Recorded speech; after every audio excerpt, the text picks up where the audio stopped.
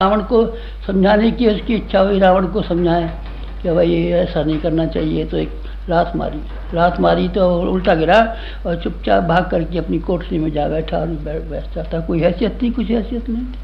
वहीं से कुछ खाने पीने को मिल जाता होगा, उसी से अपना गुजारा करता होगा। एक आदमी का खेत होगा कहीं से, उसमें कुछ अनाज कर लेता होगा।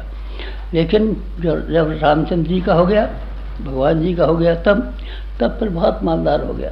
सोने की लंका उसी के सुपुर्द हुई और इतना बड़ा साम्राज्य जो वहाँ से लेकर के पंचवटी से लेकर के लंका तक का फैला हुआ था, उस सारे साम्राज्य का बादशाह हो गया, राजा हो गया, बड़ा हो गया। नरसिंह मेहता का आपने नाम सुना है? नरसिंह मेहता को अपनी बहन के लिए पैसे की ज़रूरत थी और उसको भात देना था, पैसे की ज़रूरत थी। कहाँ से लाता बेचारा? कहीं से नहीं मिला, भगवान के यहाँ से मिला। तो इतना पैसा उसकी कोठरी में बरसता रहा, इतने आंगन में पैसा बरसा कि लोग अचंभे में रह गए, ये कहाँ से पैसा आ गया? भगवान के पास कुछ पैसे की कमी है क्या? भगवान के पास पैसे की कमी नहीं है। आपने नरसिंह मेहता का नाम सुना है ना, नरसिंह मेहता का, और आपने सुदामा का नाम सुना है ना। उसकी बीवी ने कहा था कि यहाँ घर में खाने को नहीं है, कपड़े नहीं है, कुछ नहीं है, और यहाँ हम कितनी तंगी में हैं, और तुम्हारे श्री कृष्ण भगवान मित्र होते हैं, तुम एक दिन चले जाओ ना। खाने पीने का सामान मांगने के लिए सुदामा जी गए थे, लेकिन सुदामा जी उनके सखा, उनके मित्र, हमारे मित्र हैं और हमारे सखा हैं। किस्मात सहायक स्वामी सखा, अपनी सखा को सारा जो कुछ सामान था अपने सब सुपुर्द कर दिया। जो वहाँ उनके यहाँ सुदामापुरी में माल था वो सब वहाँ से लाद खिल करके सुदामापुरी में भेज दिया। पोरबंदर जहाँ है ना आजकल, वहाँ था, उसी को सुदामापुरी कहते हैं। द्वारका में भगवान जी रहते थे, वहाँ का साम्राज्य बनाया था उन्होंने। तो अपने भाई को दिया, न अपने भतीजे को दिया, न किसी को नहीं दिया। जो कुछ भी पास था सब सुदामा जी को बदल दिया। आप ये कैसे हो गया? अरे जुड़ गए, आप सुनते नहीं हैं। जुड़ जाना एक बहुत बड़ी बात है, बड़ी हिम्मत की बात है, बड़े कलेजे की बात है। हर आदमी बड़ा स्वार्थी और बड़ा चालाक और बड़ा बेईमान है।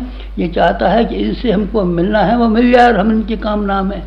ये बिजली के तार हमारे सामने लगे हुए हैं, ये क्यों लगे हुए हैं? बत्तियां जलती हैं इनकी, हाँ बत्तियां जलती हैं, इसलिए जलती हैं कि ये बिजली घर से आने वाले तारों के साथ में जुड़ गए।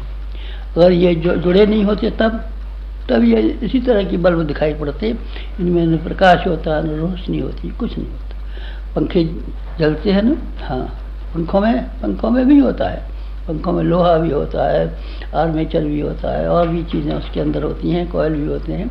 लेकिन जब बिजली से सब संबंधित होते हैं तो पंखे दौड़ने लगते हैं, हीटर, कूलर, और भी दुनिया भर की मशीनें, पानी खींचने की पंप और दूसरी चीज़ आटा पीसने की चक्की। ये चक्कियों में ताकत है क्या? नहीं। बिजली नहीं आए तो तक ताकत कहाँ से आ जाएगी? हम और आप जैसे भी हैं, बुरे हैं, भले हैं, लेकिन जब तक केवल अपने ऊपर और अपने अहंकार के ऊपर हम टिके हुए हैं तब तक हम वो चीज़ें प्राप्त नहीं कर सकते जो भगवान के पास हैं। भगवान का बेटा अपने आप को अपने पिता की संपत्ति क्यों नहीं पाएगा? बेटा तो हो ना। नहीं साहब, हम तो उनके गांव में रहते हैं और वो तो बेटा बेटा कहते थे हमको, और हमको पिताजी सब कहते थे, हमें पिताजी कहते थे। आप कहते तो थे, वास्तव में तो नहीं थे। आप जो कमाते हैं वो कमाई ला करके पिताजी के हाथ पर रखी नहीं साहब, वो जो कमाते हैं वो तो अपने जेब में रखते हैं। कहते पिताजी हैं, आप कहते पिताजी हैं तो फिर कैसी बात बनेगी? कहते पिताजी है तो उनके पैर दावा कीजिए, उनकी हारी बीमारी का ध्यान रखा कीजिए। जो कमाते हैं वो ला करके उनकी हथेली पर रखा कीजिए, उनसे ये पूछा कीजिए हमको क्या करना चाहिए। अगर आप इस तरीके से हैं तो आप बेटे हैं, ये तो कहते हैं बेटे। कहने से क्या हो जाता है? कहने से नहीं हो जाता। हमने भगवान तो देखे नहीं है, पर हमने मूर्ति के रूप में भगवान को पा लिया है। हम अपने गुरु को भगवान कहते हैं। भगवान जी देखें आपने? नहीं, निराकार है भगवान। हम किस तरह से देखें उनको? जो तमाम जगह फैला हुआ है, हवा की तरह फैला हुआ है, रोशनी गर्मी की तरीके से फैला हुआ है, व्यवस्था की तरीके से फैला हुआ है, लाइफ की तरीके से फैला हुआ है, प्राण की तरीके से फैला हुआ है। वो कहीं देखने में आता है क्या? ना, देखने में नहीं आता। अपने गुरु को देखा है, रामकृष्ण परमहंस को विवेकानंद ने देखा था, और ब्रजानंद को आनंद ने देखा। देखने का मानी जो आप कहते चलिए और हम करते चलेंगे। हम आप बुरा कहते हैं कि भला कहते हैं, खंडन की बात कहते हैं कि मंडन की बात कहते हैं, विदेश जाने की बात कहते हैं, हिंदुस्तान रहने की बात कहते हैं, जो कुछ भी बात करेंगे हम पूरा करेंगे। दयानंद ने भी ऐसा किया। और किन किन ने किया? चाणक्य और चंद्रगुप्त का नाम सुना है ना आपने। चाणक्य ने जो हुक्म दिया कि तुमको ये करना पड़ेगा और वहाँ लड़ने जाना पड़ेगा और सेना संगठित करनी पड़ेगी, करता रहा। पहले तो एक बार ये भी कहा था, हम तो नान के पेट से पैदा हुए हैं, हमारी हैसियत तो कुछ है नहीं, हमको तो लड़ना भी नहीं आता। उन्होंने कहा तुझको लड़ना नहीं आता तो हमको तो लड़ना आता है। शिवाजी का नाम सुनाया आपने, समर्थ गुरु रामदास का नाम सुनाया आपने। समर्थ गुरु रामदास के कहने के मुताबिक शिवाजी तैयार हो गए आज़ादी की लड़ाई लड़ने के लिए, और समर्थ गुरु रामदास की सारी शक्ति उनके हाथ में सुपुर्द हो गई। वो लेकर के चले गए,